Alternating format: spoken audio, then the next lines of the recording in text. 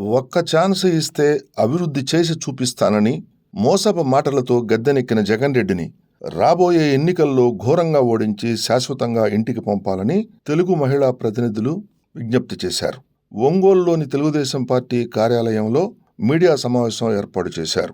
మద్య నిషేధం అమలు చేస్తానని చెప్పి జగన్ బ్రాండ్లతో పేద ప్రజల ప్రాణాలు తీస్తున్నారని ఆరోపించారు. కరెంటు ఛార్జీలు ఇష్టారాజ్యంగా పెంచేసి ప్రజలపై పెను భారాన్ని మోపారన్నారు. విఘ్నులైన ప్రజలు తెలుగుదేశం పార్టీని గెలిపించాలని, సంక్షేమం అందించే పాలన తెలుగుదేశం పార్టీతోనే సాధ్యమని గుర్తించాలని కోరారు.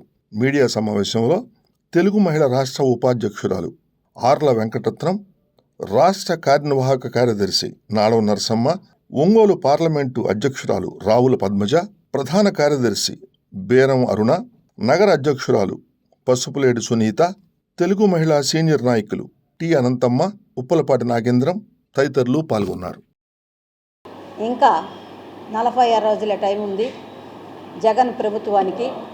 ఆయన వచ్చేటప్పుడు ప్రజలకి మాయ మాటలు చెప్పి మేలైన పరిపాలన అందిస్తానని చెప్పి యువతను కానీ, మహిళలను కానీ, రైతులను కానీ, కర్షకులను కానీ, కార్మికులను కానీ అందరినీ కూడా మోసం చేసి ఏదో చేస్తాను, ఇంకా మేలైన చంద్రబాబు నాయుడు కంటే ఇంకా నేను ఎక్కువ చేస్తానని చెప్పేసి వచ్చాను కనుక అమరావతి విషయం తీసుకున్నట్టయితే ఆనాడు అసెంబ్లీకి సాక్షిగా అమరావతి రాజధాని అని చెప్పేసి మాయ మాటలు చెప్పి తర్వాత గెలిచినాక అమరావతి కాదు 3 రాష్ట్రాలని చెప్పేసి విభజించిన ఘనత అతందే. మహిళలు అక్కడున్న మహిళలను కూడా చూడకుండా వాళ్ళని కొట్టి కాళ్ళతో తన్ని పోలీసుల దౌర్జన్యంతో ఈ రోజుకి కూడా వాళ్ళు ధర్నాలు చేస్తూ ఉన్నారు. అమరావతి కావాలని చెప్పేసి అది ఆయన గొప్పతనం. ఆయన ఏర్పాటించినటువంటి మహిళల మీద ఉన్నటువంటి విశ్వాసం ఆయనకి. అలాగే ప్రతి విషయంలో కూడా డ్వాక్రా మహిళలైనా సరే వాళ్ళు దాచిపెట్టుకున్నటువంటి పొదుపు సంఘాల నుంచి వచ్చిన 2000 కోట్లు కూడా వాళ్ళకి తెలియకుండా బ్యాంకుల నుంచి డ్రా చేసుకున్న ఘనత అతందే. ప్రజల్ని ఎట్లా మోసం చేయాలో జగన్కి తెలిసినంత విషయం ఎవరికి తెలియదు. ఈరోజు చూస్తున్నట్టయితే యువకుడు మంచి పరిపాలన చేస్తానని చెప్పేసి యువత కూడా నమ్మి ప్రత్యేక హోదా తెచ్చి మోదీ గారి మెడలు ఉంచుతా, ప్రత్యేక హోదా తెస్తా, నాకు 23 మంది ఎంపీలని అని చెప్పి అడిగితే ప్రజలు చదువుకున్న పిల్లలు కూడా గుడ్డిగా నమ్మేసి ఓట్లేయడం జరిగింది. ఈరోజు చూసినట్టయితే ఏముంది గర్వకారణం అని అన్నీ అవతవతలే. చదువుకుంటే ఉద్యోగాలు లేక వాళ్ళు యువత కూడా తప్పుదారి పట్టే పరిస్థితి ఏర్పడింది. ఇక్కడ చూస్తున్నట్టయితే ఆంధ్రప్రదేశ్ని మద్యం ఒకటే కాదు డ్రగ్స్ ఆంధ్రప్రదేశ్గా చేసిన ఘనత కూడా జగన్మోహన్ రెడ్డిదే. నిన్న చూసినట్టయితే కాకినాడలో ఒక డంపు వాళ్ళు డ్రగ్స్ పట్టుకోవడం జరిగింది, బ్రెజిల్ నుంచి తెస్తుంటే దానిలో ప్రముఖ వాళ్ళ నాయకుడు విజయసాయిరెడ్డి హ్యాండ్ ఉందని, వాళ్ళ నాయకులు హస్తం ఉందని చెప్పేసి ప్రజలు చెప్తున్నారు. దాన్ని కప్పిపుచ్చుకోవడానికి తెలుగుదేశం పార్టీ వాళ్ళ మీద నిందలేశారు. మేము ఒకటే చెప్తా ఉన్నాం, నువ్వు యువకుడివి, ఎన్నో సంస్కరణలు చేయొచ్చు నీ హయాంలో. విదేశాలకు వెళ్ళి విదేశీదారులు పెట్టుబడులకు తేవచ్చు, ఉపాధి అవకాశాలు కల్పించవచ్చు, ఫ్యాక్టరీలు పెట్టచ్చు, నిరుద్యోగకి ఉద్యోగాలకి అవకాశాలు కల్పించింది నీ బాధ్యత మీద పెట్టుకొని మీరు ఉద్యోగాలు చేస్తే నాకు మనుగడ ఉందని చెప్పేసి డ్రగ్స్కు బాలించ చేయడానికి నువ్వు అవతరించినటువంటి డ్రగ్ ముఖ్యమంత్రి నువ్వు. అంటే నువ్వు కూడా డ్రగ్స్ తీసుకుంటున్నావు మాకేం తెలియదు. అయితే మేము ఒకటే చెప్తున్నాం, ఈరోజు పండగ వచ్చింది, రంజాన్ కానివ్వండి, ఈస్టర్ కానివ్వండి, సంక్రాంతి కానివ్వండి, ఒక 1000 రూపాయలు తీసుకొని పోతే నిత్యావసర వస్తువులు సంచిలోకి పోతే అడుక్కు రావట్లేదు. నిత్యావసర వస్తువుల ధరలను నియంత్రణ చేయలేనటువంటి ముఖ్యమంత్రి నువ్వు. ఇంకొకటి మద్యం మీద కూడా 50,000 కోట్లు అప్పు తెచ్చుకొని ఈరోజు మద్యం మీద కూడా బతుకుతున్నావు. లక్షల కోట్లు సంపాదించుకొని ఇంట్లో దాచిపెట్టుకున్న ఘనత నీది. రైతుల్ని మోసం చేసావు, ఇసుక లేకుండా అన్నారు. నిన్న ఒక ఆయన చెప్తా ఉన్నాడు, నీకు 18,000 తీసేస్తున్నామ్మా అని డాక్రా వాళ్ళకి చెప్పినప్పుడు ఆయన ఒకటే చెప్పాడు, నువ్వు మా భార్యలకు 18,000 తీసేదేంద్ర గాడిద, ఇసుకుండి నాకు ఉపాధి కల్పించినట్టయితే నేను సంవత్సరానికి 2-3 లక్షలు సంపాదించి నా బిడ్డలు నేను బతికించుకుంటాను, నువ్వు అమ్మ వాడిచ్చేదని చెప్పేసి అడగడం జరిగింది. ఈ విధంగా అందరినీ మభ్యపెడుతూ వాళ్ళ ఆక్రోశానికి వాళ్ళ కడపు కోతి కారణం అవుతా ఉన్నాం. ఈరోజు చూసినట్టయితే ఆయన అమ్మేటువంటి బ్రాండ్స్లో చెప్పకూడదు కానీ పెళ్లి కాని పిల్లలకైతే కూడా పిల్లలు పుట్టే పరిస్థితి లేదు, పెద్దోళ్ళకైతే మతిస్థిమితం పోతూ ఉంది. ఈ విధంగా ప్రజల ప్రాణాలతో ఆడుకునే చరిత్ర, రక్త చరిత్ర కలిగినటువంటి నువ్వు, జగన్ చరిత్ర కలిగినటువంటి వాడివి. ఆంధ్రప్రదేశ్ ఒకప్పుడు అన్నపూర్ణలాగా విలిసిల్ల ఆంధ్రప్రదేశ్ని ఏదో అంధకారంలో నెట్టిన కంత కూడా జగన్మోహన్ రెడ్డిదే. నేను సిద్ధం సిద్ధం సిద్ధం అని వస్తూ ఉన్నాడు. అన్నీ సిద్ధం అంట. బాబాయిని చెప్పడానికి సిద్ధం, అక్క చెల్లెల్ని ఇంటికి పంపడానికి సిద్ధం, ప్రజల్ని దోచుకోవడానికి సిద్ధం అని చెప్తా ఉన్నాడు. మేము ఒకటే చెప్తా ఉన్నాం, ఈ నీ సిద్ధం అనే మాటలు అందరికీ తెలిసిపోయింది. నువ్వు విక్రమార్కుడు కాదు, అక్రమార్కుడు అని తెలిసిపోయింది. భూ కబ్జాలు చేసినా పట్టించుకోవు. ఎవరన్నా ఎక్కడన్నా ఉండి ఒక ఉపాధి కల్పి ఒక స్థలం కొని పెట్టుకున్నా అంటే నువ్వు మీ నాయకులపై కబ్జా చేసినా ఏందని అడగు. ఆ స్థలాలు అంతవరకు వదులుకోవాలి. ప్రజల్ని ఎంత మోసం చేస్తున్నావు అనేది కూడా అర్థమైపోయింది ప్రజలకి. నేను ఒకటే చెప్తున్నా, మేము నిన్ను ఇంటికి పంపటానికి ప్రజలందరూ సిద్ధంగా ఉన్నారు. పెట్టే బేడ సర్దుకో, ఇంకా లెక్క పెట్టుకో 46 రోజులు జగన్మోహన్ రెడ్డి అని చెప్తా ఉన్నాను. విఘ్నులైన ఓటర్లకి మేము ఒకటే విజ్ఞప్తి చేస్తున్నాం, దయచేసి మీ అందరికీ నమస్కారం, ఒకసారి అవకాశం ఏంటి అని తల వంచి నువ్వు అడిగి నవరత్నాల పేరుతో ప్రజల నవనాలుల్ని కుంగదీసినటువంటి చరిత్ర జగన్మోహన్ రెడ్డిది.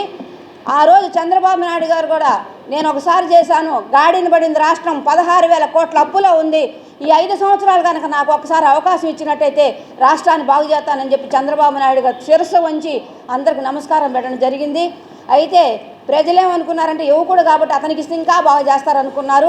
ప్రజలు మోసపోయారు, జనం నష్టపోయింది జనమే. మేము ఒకటే చెప్తా ఉన్నాం, ఈసారైనా విఘ్నులు గల ఓటర్లకి మీ అందరికీ చేతులకి నమస్కరిస్తూ ఉన్నాం. మంచి పరిపాలన దర్శనటువంటి చంద్రబాబు నాయుడుని ఎన్నుకోండి. అభివృద్ధి ధ్యేయంగా పనిచేసి సంక్షేమమే ధ్యేయంగా పనిచేసేటువంటి విజన్ ఉన్న నాయకుడు చంద్రబాబు నాయుడు గారు. ఆయన మన ముఖ్యమంత్రి చేసుకుంటే మన భవిష్యత్తు కాదు, మన బిడ్డల భవిష్యత్తు బంగారు బాట వేస్తారని చెప్పి కోరుకుంటూ, ఇక్కడ ఒంగోలు నియోజకవర్గం నుంచి ఉమ్మడి అభ్యర్థిగా జనసేన, బీజేపీ, తెలుగుదేశం పార్టీ ఉమ్మడి అభ్యర్థిగా ఉన్నటువంటి దామచర్ల జనార్దన్ గారికి మీ ఆశీస్సులు అందించాలని, తద్వారా సీఎంగా చంద్రబాబు నాయుడు గారిని ముఖ్యమంత్రిని చేసుకొని మన రాష్ట్రాన్ని అభివృద్ధి పథంలో నడుపుకుందామని సెలవు తీసుకుంటా ఉన్నాం. ఈ ముఖ్యమంత్రి పరిపాలన మీద ప్రెస్ మీట్ పెట్టడం జరిగింది.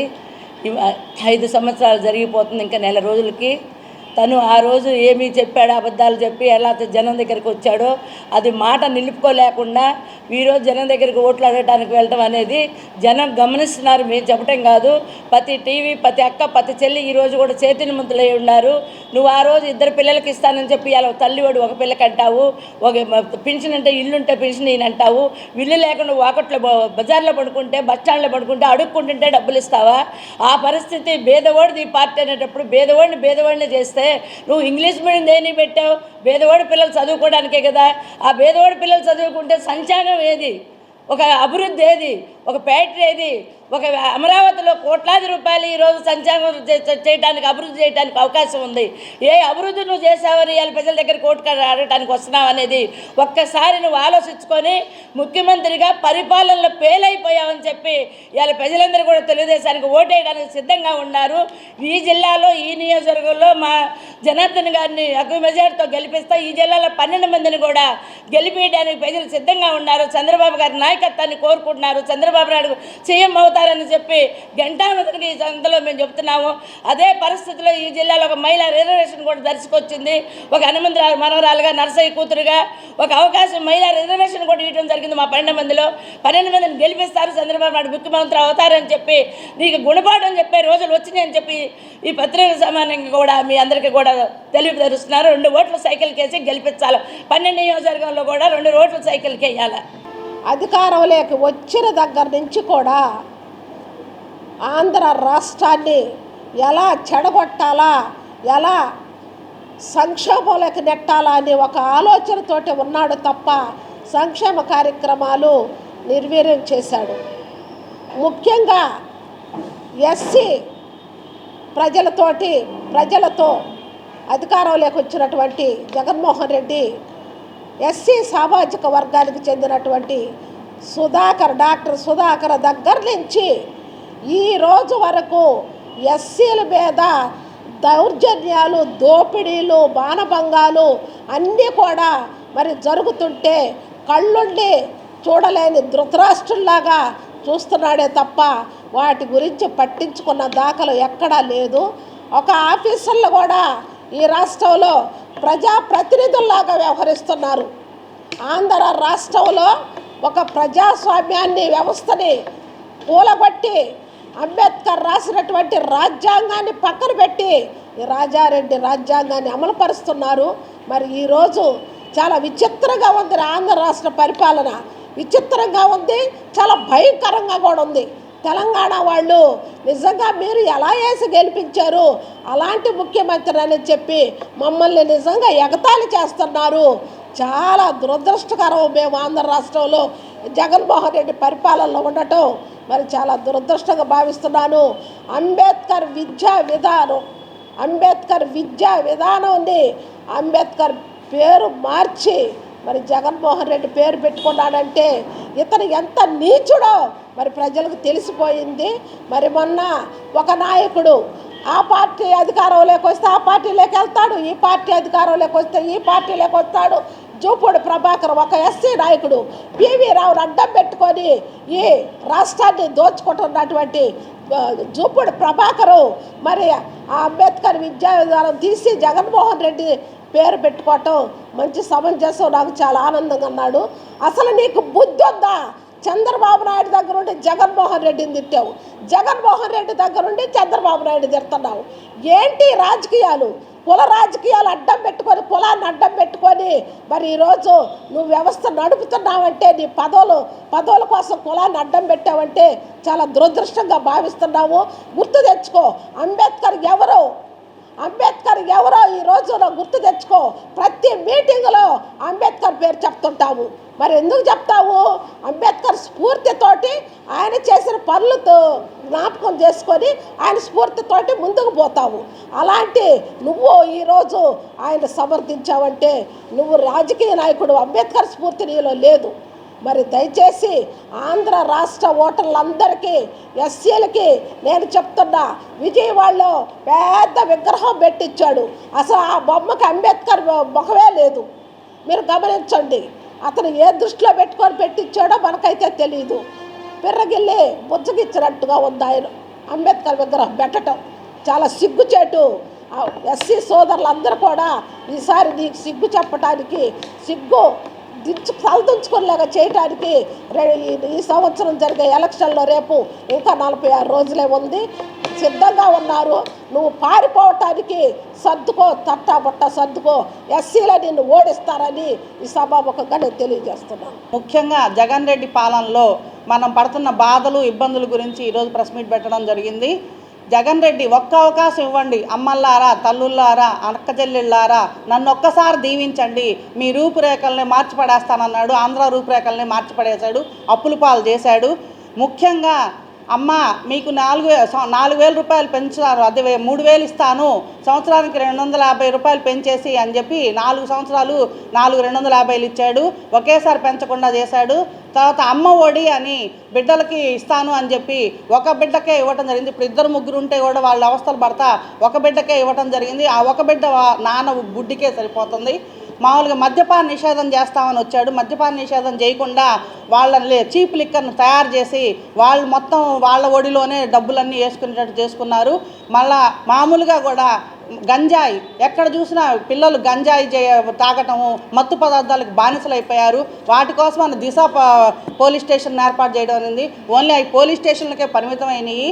మళ్ళానేమో వీళ్ళ కోసమని అందరికీ అన్ని విధాలుగా నవరత్నాలు చేశాను, 95% చేశాను అని చెప్పాడు. 95%లో ఏం చేశాడు? ఏ చైర్మన్లకి ఏ పదవులు ఉన్నా కానీ అన్ని పదవులు ఇచ్చుకోవటమే కానీ ఒక్క కార్పొరేషన్లో ఒక ఫండ్ ఉందా? ఒక మున్సిపాలిటీలో ఒక ఫండ్ ఉందా? అవేమీ చేయకుండా అందరికీ ఆటో వాళ్ళకి ఇస్తున్నాం 10,000 అన్నారు. 10,000 ఇస్తే ఏ మూలకు వస్తుంది? సరే సచివాలయం ఉద్యోగస్తులకి ఇచ్చాము 5,000 రూపాయలు అన్నారు. 5,000 రూపాయలతో నెలకు ఏమొస్తుంది? కిలో కందిపప్పు వచ్చి 200 రూపాయలైంది. Gas cylinder 1000. 7 సార్లు కరెంటు బిల్లులు పెంచిన ఘనత మాత్రం జగన్ రెడ్డికే వస్తుంది. జగన్ ప్రభుత్వంలోనే ఇవన్నీ జరిగినాయి. కాబట్టి అందరూ ఆంధ్రప్రదేశ్ ప్రజలందరూ కూడా ఒక్కసారి అవకాశం అనేది 5 సంవత్సరాలు మనం క్షోభ అనుభవించాము. అదందరూ గమనించుకొని బాబు గారు వస్తేనే భవిష్యత్తు గ్యారంటీగా ఉంటుంది. మన భవిష్యత్తులో కూడా మనం అభివృద్ధి చెందగలము, మన భావితరాల పిల్లలకు కూడా మంచి భవిష్యత్తు ఉంటుంది అనే ఉద్దేశంతో మన బాబు గారు 6 పథకాలను ఏర్పాటు చేశారు. మహిళలకు ఉచితంగా బస్సు ప్రయాణం ఇస్తున్నారు. మళ్ళానేమో ప్రతి మహిళకి 1,500 రూపాయలు ఇస్తున్నారు. 3 గ్యాస్ సిలిండర్లు ఫ్రీగా ఇస్తున్నారు. ఇంట్లో ఎంతమంది పిల్లలు ఉంటే అంతమందికి 15,000 రూపాయలు వేస్తామన్నారు. మళ్ళా రైతుకు 20,000 రూపాయలు సంవత్సరానికి 20 లక్షల మంది ఉద్యోగాలు ఇచ్చి ప్రతి ఒక్కళ్ళకి 3,000 రూపాయలు నిరుద్యోగ భృతి ఇస్తున్నారు. ఎందుకంటే ఈ నిరుద్యోగ భృతి లేకపోవటం మూలంగా ఈ మగపిల్లలు తల్లిదండ్రుల దగ్గర పీడించుకొని వాళ్ళని ఇబ్బంది పెట్టి తల్లిదండ్రులు చంపిన వాళ్ళు కూడా ఉన్నారు వీటికి బానిసలయ్యి. కాబట్టి వాళ్ళు 3,000 రూపాయలతో ఏదో చదువుకునేది ఉద్యోగాలు చేసుకోవడానికి, మళ్ళీ ఐటీ ఉద్యోగులను డెవలప్ చేయడానికి కానీ, కంపెనీలు తీసుకురావడానికి కానీ, ఏదైనా కానీ బాబు గారు వస్తేనే మంచి భవిష్యత్తు ఉంటుంది. కాబట్టి మీరందరూ ఆలోచించుకొని ప్రలోభాలకు లొంగకుండా తప్పకుండా చంద్రబాబు నాయుడు గారు ముఖ్యమంత్రి అయ్యే వరకు మన అభివృద్ధి ప్రదాత ఒంగోలు దామచల జనార్దన్ గారు, ఉమ్మడి అభ్యర్థి అయినటువంటి దామచల జనార్దన్ గారు మనకి ఒంగోలు ఎమ్మెల్యేగా అయ్యే వరకు మనంతరం కృషి చేయాలని కోరుకుంటూ నాకు అవకాశం ఇచ్చినందుకు నమస్కారం తెలియజేస్తాను. జగన్ రెడ్డి అధికారంలోకి రాబోయే ముందు, పాదయాత్ర చేసే ముందు అంగన్వాడీ వాళ్లకు నేను అధికారంలోకి వస్తే తెలంగాణ కంటే 1,000 రూపాయలు అదనం జీతం పెంచుతాను, మీకందరికీ కూడా మంచి శాలరీ ఇస్తానని చెప్పినటువంటి జగన్ రెడ్డి అధికారంలోకి రాగానే మాట తప్పడం, మడమ తిప్పడం జరిగింది. అంగన్వాడీలు మాకు జీతాలు చాలటం లేదు, మాకు జీతాలు తక్కువ ఇస్తున్నారు, మాకు పనిభారం ఎక్కువైందని చెప్పని వాళ్ళు రోడ్డు ఎక్కినటువంటి అంగన్వాడీలని మీకు జీతాలు నేను పెన్షను ఏ రోజుకు ఆ రోజు పరిష్కారానికి వస్తానని చెప్పి పరిష్కారానికి రాకుండా అంగన్వాడీలని మీరు విధుల్లోకి వెళ్తారా లేదా మీ మీద ఎస్మా ప్రయోగించమంటారా? మీరు విధుల్లోకి వెళ్ళాల్సిందే, లేకపోతే మీ ఉద్యోగాలు తీసేసి మిమ్మల్ని మేము కొత్త వాళ్ళని పెట్టుకుంటామని చెప్పిన వాళ్ళని బెదిరించి ఉద్యోగాలలో పెట్టుకోవడం జరిగింది. జగన్ రెడ్డి అంగన్వాడీ వాళ్ళ ఓట్లు మీకు అవసరం లేదా? అంగన్వాడీ వాళ్ళని ఎందుకు అంత ఇబ్బందికరంగా వాళ్ళని బాధించి వాళ్ళని రోడ్డు మీద వేసి 40 రోజులు వాళ్ళు ధర్నాలు చేస్తే వాళ్ళకి ఎస్మా ప్రయోగించి మళ్ళా తీసుకెళ్ళి అక్కడ పెట్టావు ఉద్యోగాలలో. మరి అంగన్వాడీ వాళ్ళ ఓట్లు ఎలా వేయించుకుంటావు జగన్ రెడ్డి? నీకు అంగన్వాడీలు ఓట్లు వేయరు, నువ్వు అంగన్వాడీ వాళ్ళ కార్యకర్తల దగ్గరకు పోయి నీకు ఆ ఓట్లు అడిగే అర్హత నీకు లేదు. అలాగే ఆశా కార్యకర్తల్ని 300 మంది చనిపోవడం జరిగింది, పనిభారం ఎక్కువయ్యి 300 మందిని పట్టణ పెట్టుకున్నావు. నీకు ఆశా కార్యకర్తల వాళ్ళ ఉసురు నీకు తప్పకుండా కొట్టిద్ది. వాళ్ళకి చంద్రబాబు నాయుడు గారు ఉన్నప్పుడు వాళ్ళకి కావాల్సినవి అన్నీ ఇచ్చి, వాళ్ళకి యూనిఫామ్ కానీ ఫోన్లు కానీ అన్నీ ఇచ్చి, వాళ్ళకి ఎవరైనా చనిపోతే చంద్రన్న బీమా ఇచ్చి అన్నీ కూడా ఆశా వర్కర్లకి చేయడం జరిగింది. మరి మీరు ఆశా వర్కర్లకి ఏం చేశారు? మీరు ఆశా వర్కర్లను కూడా ఓట్లు అడిగే అర్హత మీకు లేదు. మీరు మహిళల దగ్గరకు వచ్చి ఓట్లు అడిగితే మీ ముఖాన్నే అడిగేస్తారు. మహిళలు మేము ఎందుకు ఓట్లు వేయాలంటారు, నువ్వేం చేస్తావని మహిళలు మీకు ఓట్లు వేస్తారు. మరి అదేవిధంగా డ్వాక్రా గ్రూపుల వాళ్లకు 0 వడ్డీ రుణాలు అన్నారు. 0 వడ్డీ రుణాలకి చంద్రబాబు నాయుడు గారు 5 లక్షల రూపాయలు 0 వడ్డీ ఇస్తే నువ్వు 3 లక్షలకు కుదించి వాళ్ళకి ఆసరా అని చెప్పని డ్వాక్రా పెట్టేసావు. నువ్వు డ్వాక్రా గ్రూపుల వాళ్ళకి ఏం చేసావని నీకు ఓట్లు వేయాలి?